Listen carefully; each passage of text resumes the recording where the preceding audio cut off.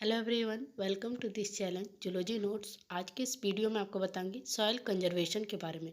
Soil conservation जो है ये टॉपिक आपका लॉन्ग में पूछा जाता है। क्या होता है सॉइल कंजर्वेशन? तो first introduction.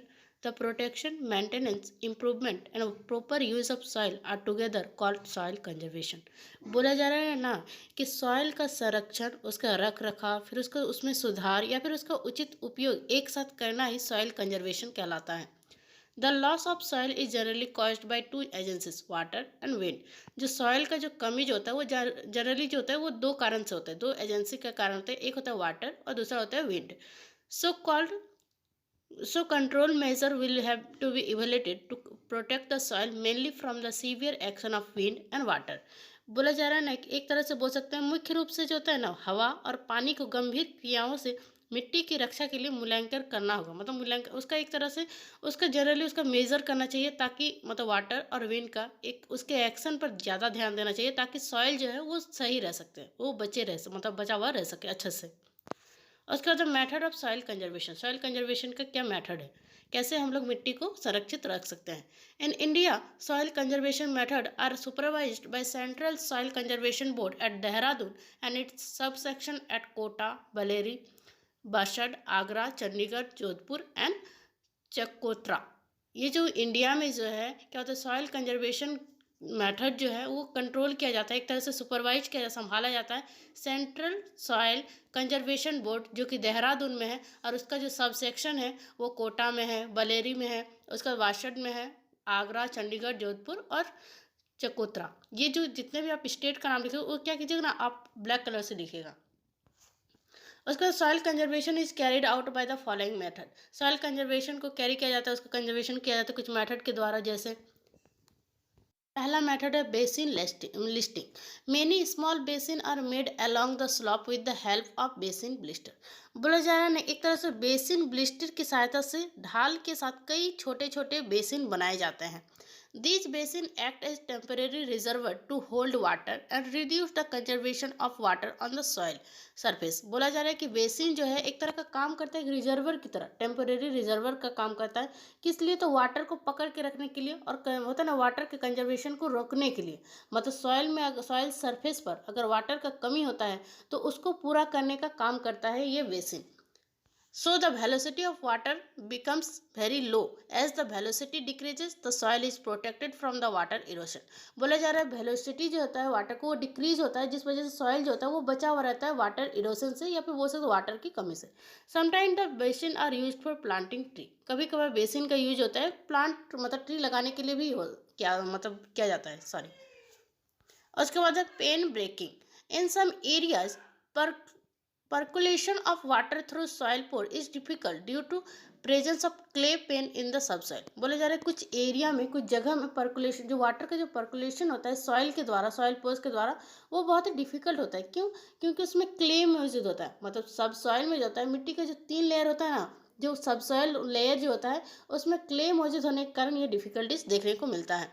So the pen is broken with pen breaker so as to improve the permeability of soil.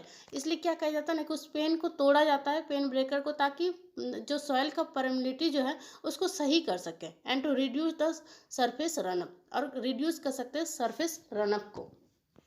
उसके बाद तीसरा है fertilization. In some bare area the fertility of soil is improved by adding enough manures. कुछ bare areas जो होते हैं उनमें होता है ना उनका फर्टिलिटी को, उनके मतलब मिट्टी की जो फर्टिलिटी है उसको सही करने के लिए कुछ मैन्यूर्स को डाला जाता है। सो ये thick plant cover develop in the area, जिस वजह से कहते हैं बहुत ही मोटी चादर जो होती है उस एरिया में होता है ना ट्री का, वो बन जाता है। It protect the soil from water and wind, जो बचाता है सॉइल को पानी और विंड से। उसके बाद है terrace cropping. Soil conservation by growing crop is board step is called terrace cropping और stratified cultivation. It is practised in hilly areas to check soil erosion.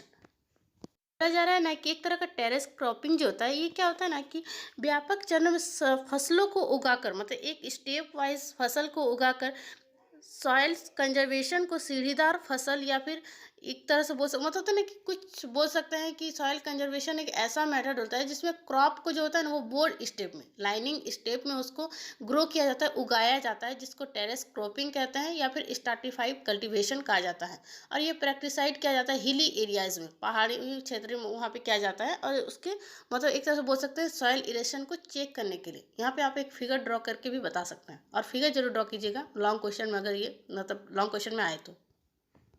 ये फिगर आपको यहाँ पे ड्रॉ करना है कि कैसे सॉइल होता है ना, कैसे क्रॉप किया जाता है, क्रॉप मतलब कैसे लगाया जाता है फसल को। उसके बाद है mix cropping. Two or more species are raised together to favour the development of thick plant cover, this method is called mix cropping.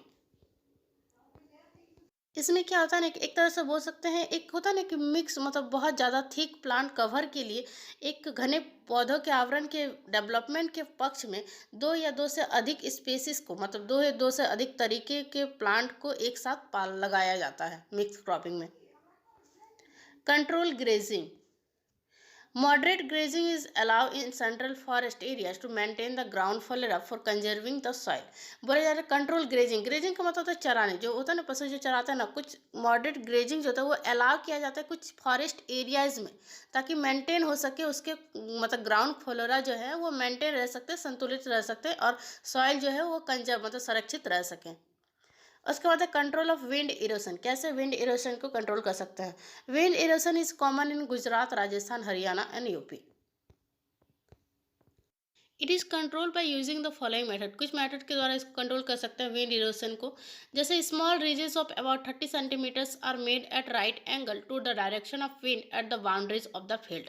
बोला जा रहा है ना कि एक पहला मेथड इसमें क्या होता है ना कि इसमें एक तरह लगभग 30 सेंटीमीटर की छोटी कटके जो हवा की दिशा में समकोण पर बनाई जाती है, एक तरह मैदान जो ग्राउंड एरियाज होता है ना फील्ड, उसके राइट एंगल्स में 30 सेंटीमीटर का कुछ स्मॉल रीजन्स उसमें बनाए जाते हैं। Soil is plowed at the right angle to the direction of wind and irrigated immediately after the plowing. बोला जा रहा है कि मिट्टी एक तरह से बोल सकते हैं कि मिट्टी की दिशा मतलब सॉइल की जो एयर की जो दिशा में समकोण पर जोता जाता है और तुरंत सिंचाई किया जाता है। Strip of tall plant are grow around the main field at right angle to the prevailing wind. बोला जा रहा है लंबे पौधों की पट्टियां मुख्य खेत के चारों ओर प्रचलित मैदानों के समकोण पर उगाई जाती है। Soil binding plants are raised on sandy soil. Example Oxalis corniculata, Calotropis, Procera, Aristida, Pinnata, etc. बोला जा रहा है यहाँ पे कि मिट्टी को बांधने वाले पौधे रेतीली मिट्टी पर लगाए जाते हैं, जैसे कि ऑक्जेलिस कॉर्निकुलाटा, जो भी नाम है,